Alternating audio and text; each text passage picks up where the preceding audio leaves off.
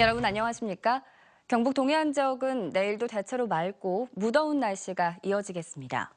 오늘 낮 최고 기온은 경주 34.3도, 영덕 31.4도, 포항 30.9도, 울진 29.6도를 기록했고 내일 아침 최저 기온은 울진 경주 22도, 포항 25도가 예상됩니다.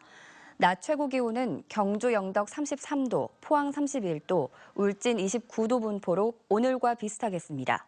바다의 물결은 동해 전 해상에서 0.5에서 1.5m로 일겠습니다. 형산강의 수은 제첩 파동과 포항시의 안이한 대응으로 시민들의 불안감이 커지고 있습니다. 이전에도 여러 차례 형산강의 중금속 오염 사실이 드러났었지만 포항시는 이를 알고도 별다른 대책을 세우지 않았습니다. 장성훈 기자가 취재했습니다. 지난 6월 형산강에서 잡은 제첩에서 기준치를 초과하는 수은이 검출됐지만 포항시는 한 달 넘도록 언론과 시민에게 적극적으로 알리지 않았습니다. 결국 그 사이에도 수은 제첩은 계속 잡혀 시중에 유통됐고 시민들은 불안감을 감추지 못하고 있습니다. 이걸 숨겼다는 게 일단 많이 분노스럽네요. 저는 금방 들었는데도 좀 그런 느낌이 듭니다. 더 심각한 문제는 형산강의 중금속 오염 사실이 이미 여러 차례 확인됐는데도 포항시가 별다른 조치를 하지 않았다는 겁니다. 지난 2011년 국립환경과학원이 실시한 중금속 검사에서 형산강 퇴적물에서 검출된 수온은 0.144mg, 강바닥에 사는 생물에 독성이 나타날 가능성이 비교적 높은 3등급으로 우려 수준 이상입니다. 2년 전 포항지방해양항만청이 형산강 하구와 인접한 영일만 9개 지점의 환경영향평가를 한 결과에서도 중금속 오염은 심각했습니다. 아연이 관리 기준치보다 2배 이상 높게 나왔고 카드뮴과 비소 납 등도 주의 기준을 초과하거나 육박했습니다.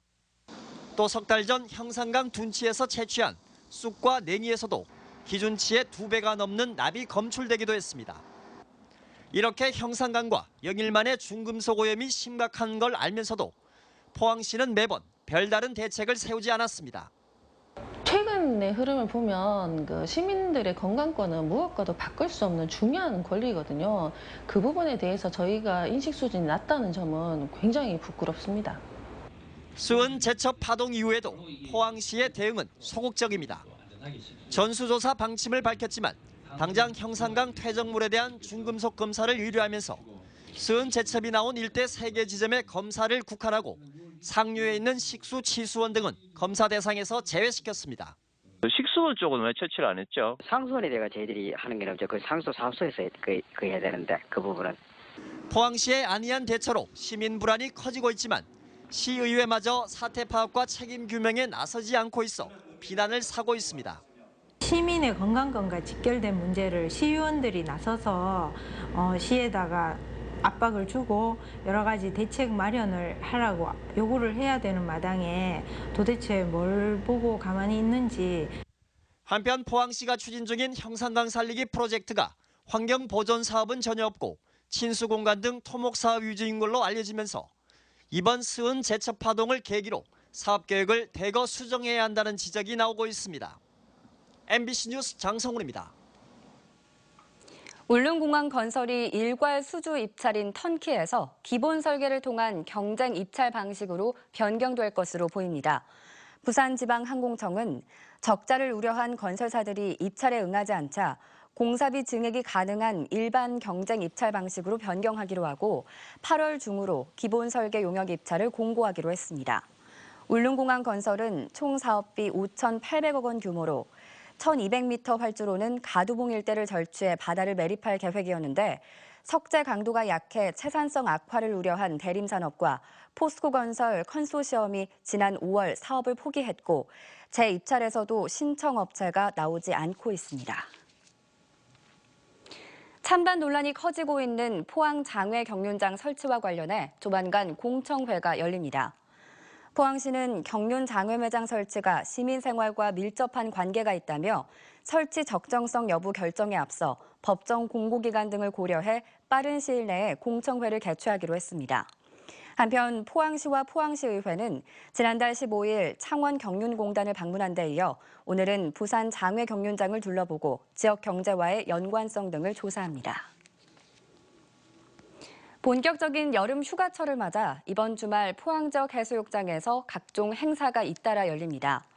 구룡포 해수욕장에선 오늘부터 일요일까지 오징어 맨손잡기 체험과 해변 축제가 열리고 저녁 7시 반 영일대 해수욕장에선 비치 뮤직 페스티벌이 개최됩니다.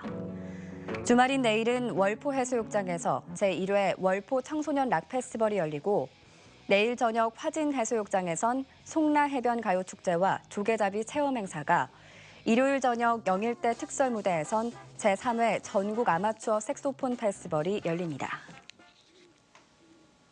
한국도로공사가 올림픽 기간 동안 고속도로 졸음운전 사고가 많을 것으로 보고 주의를 당부했습니다. 지난 2012년 런던 올림픽 기간 동안 고속도로 교통사고를 분석한 결과 졸음과 주시 태만으로 인한 사망자가 차지하는 비중이 82%로 최근 5년 평균 졸음 사고 사망자 비중 60%보다 높은 것으로 나타났습니다. 사고 건수도 최근 5년 평균 사고 건수보다 5.7% 많은 30건이 발생했습니다. 한국도로공사는 리우 올림픽 기간 동안 경찰청 암행순찰을 통해 DMB-시청 차량을 단속하는 등 예방 대책을 추진한다고 밝혔습니다. 올림픽 축구 대표팀을 이끌고 있는 신태용 감독의 고향인 영덕에서 주민들이 경기를 단체 관람하며 응원전을 펼쳤습니다. 영덕군 영해면 괴시 삼리 마을회관에서는 오늘 오전 주민 80여 명이 모인 가운데 8대 0으로 이긴 피지와의 경기를 응원했습니다.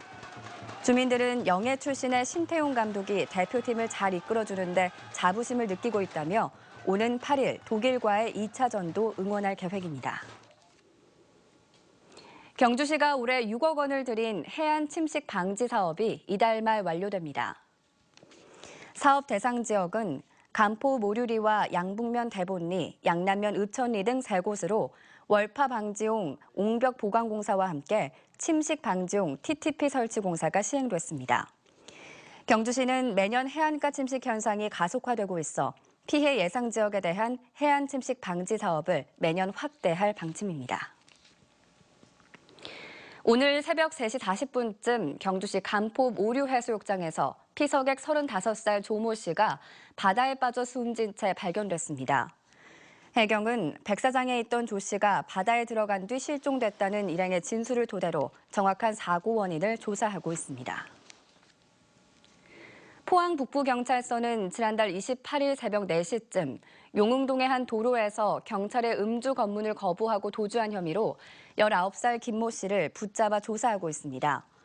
김 씨는 불법 유턴을 하다 음주운전을 의심한 경찰이 정지 명령을 내리자 시속 100km 이상의 속도로 신호 위반과 중앙선을 넘나드는 등 난폭 운전을 하며 7km를 도주한 혐의를 받고 있습니다. 검거 당시 김 씨의 혈중 알코올 농도는 0.145%의 만취 상태였습니다. 포항 국제불빛축제 때 임시 주차장으로 사용했던 장성동 미군 캠프 리비가 영일대 해수욕장이 문을 닫는 오는 21일까지 관광객을 위한 임시 주차장으로 무료 개방됩니다. 포항시는 국방시설본부 경상사업단과 이같이 협의하고 해수욕장 입구 등의 임시 주차장 사용을 알리는 입간판을 설치하기로 했습니다. 영일대 해수욕장은 피서철마다 주차장 부족으로 도로변에 이중 주차를 하는 등 교통 혼잡을 빚어왔습니다. 경상북도는 오늘 새마을 리더 해외 봉사단 발대식을 갖고 개발도상국의 새마을 운동을 전파하기 위한 대장정에 나섰습니다. 오늘 발대식에는 르완다, 세네갈, 스리랑카 등 아프리카 3개국과 필리핀, 베트남, 인도네시아 등 아시아 3개국 13개 마을에 파견될 봉사단원 30명이 참가해 결의를 다졌습니다. 이상으로 뉴스를 마칩니다. 여러분 고맙습니다.